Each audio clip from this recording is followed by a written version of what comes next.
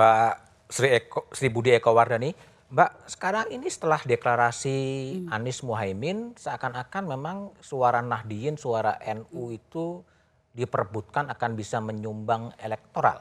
Menurut pengamatan Mbak Dani, apakah memang itu yang sedang terjadi sekarang ini? Ya, Mas Budiman, barangkali kan memang ini mungkin pertama-tama harus sampaikan bahwa ketika kita partai menyeleksi, memilih dan menentukan itu kan banyak pertimbangan ya. Aspek-aspek yang dipertimbangkan dari yang sangat normatif, misalnya kemampuan kerjasama dan kontribusi pemikiran sampai ke level yang strategis dan praktis gitu loh.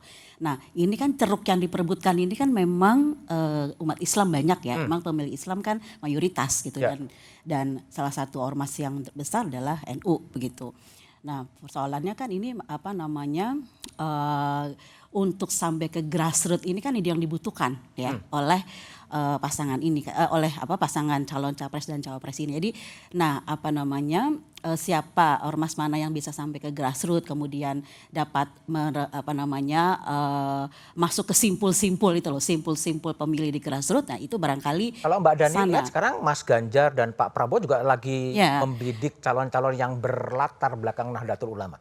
Saya nggak yakin juga sih. Nggak yakin juga karena memang kan begini ya, landscape politik 2019 dengan 2024 ini kan berbeda ya.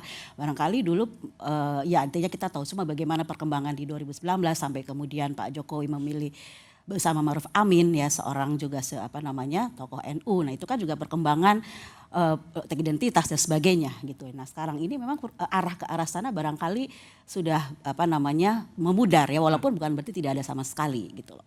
Dan saya melihatnya justru potensi orang-orang yang tadi ya yang punya basis politik bukan hanya di keormasan ya Islam dan sebagainya, tapi juga basis politik di kepartaian ya yang yang penting juga dilakukan, dan juga basis ekonomi gitu. Basis ekonomi. Basis ekonomi karena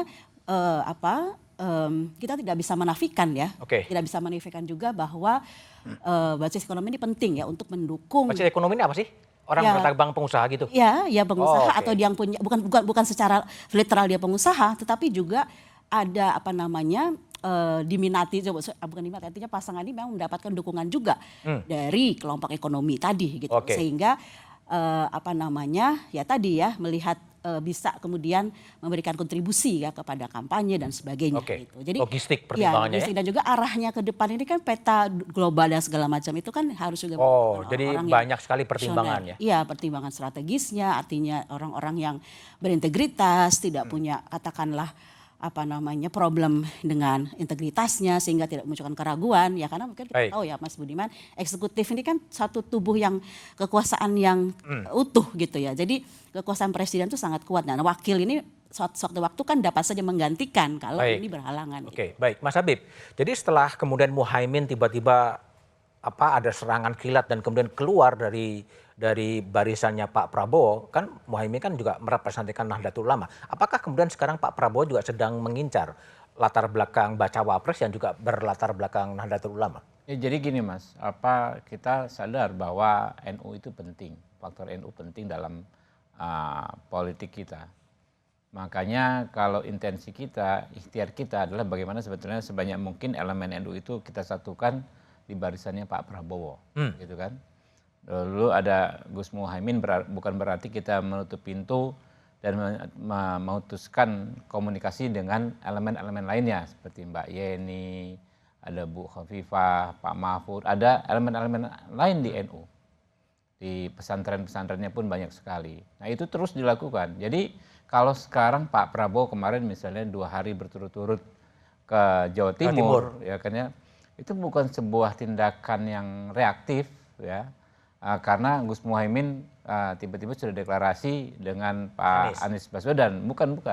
Tapi kita memang dari dulu kalau bisa sebanyak mungkin merawat elemen-elemen NU ini ada di barisan kita. Nah, apakah sosok cawapresnya kita jadikan persyaratan misalnya harus berlatar belakang NU? Itu kembali lagi ke pasal pertama tadi, bahwa penentu cawapres termasuk kriterianya adalah Pak Prabowo bersama para ketua umum partai politik. Tetapi masukan dari masyarakat ya, baik para pendukung kami, para pendukung partai politik yang bergabung ke Pak Prabowo, dari pengamat ya, ilmuwan seperti Mbak Dani ini, terus kami tampung. Makanya Pak Prabowo juga mendengarkan ke Jawa Timur. Gitu. Oke, baik. Mas Hasto, kalau tadi kan dari baca wapresnya Mas Ganjar kan ada Pak Prof Mahfud, ada Mbak Khofifah. Apakah ini juga semata-mata pertimbangan dari sosok-sosok ini atau lebih ke pertimbangan soal latar belakang dari keduanya sebetulnya?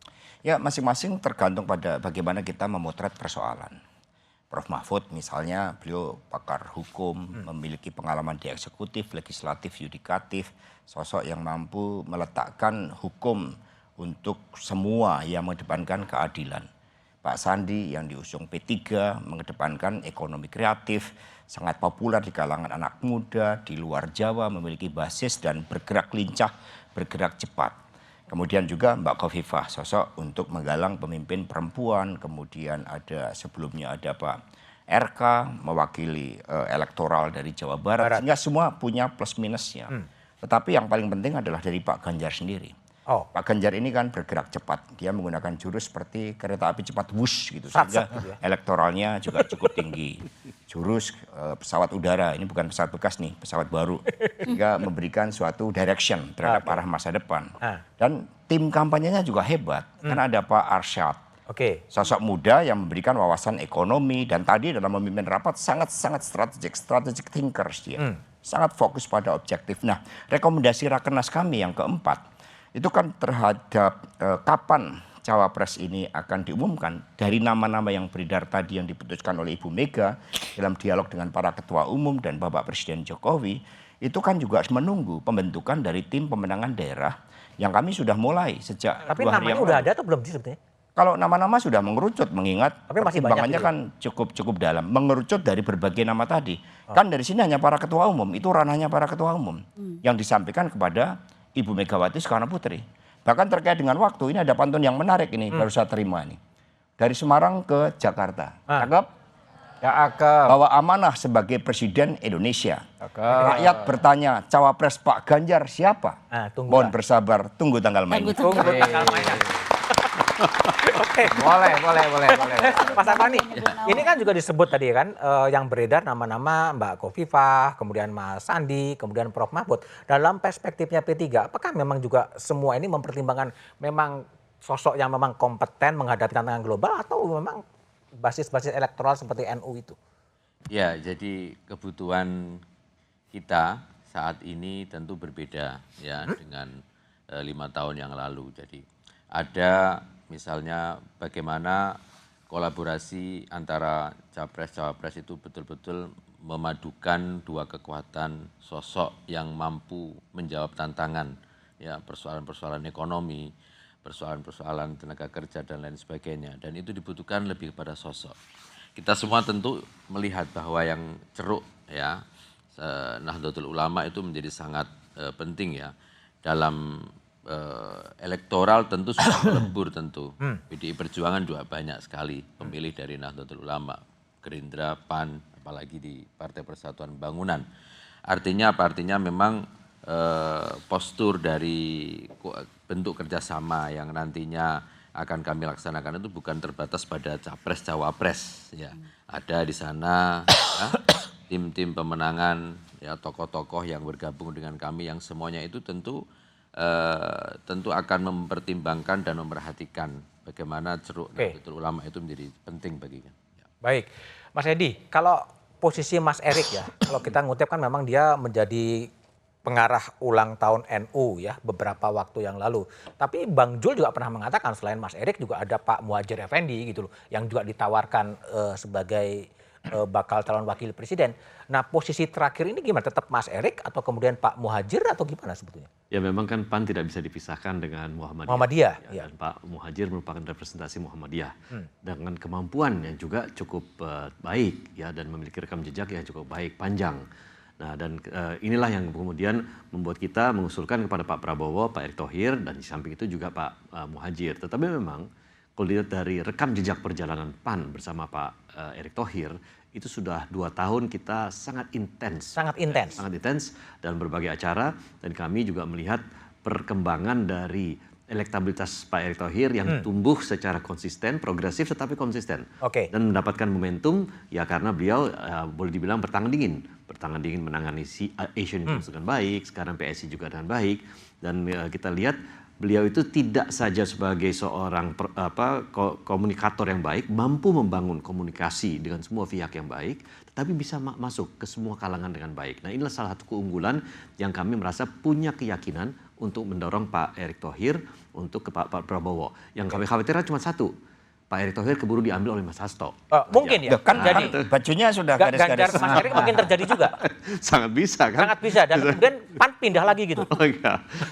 Saya kira kita dari awal kan sudah komitmen dengan Pak Prabowo meskipun dengan Pak Erick Thohir, tapi komitmen kita solid dengan Pak Prabowo. Ya, tapi komitmen yang tertulis saja bisa berubah kan?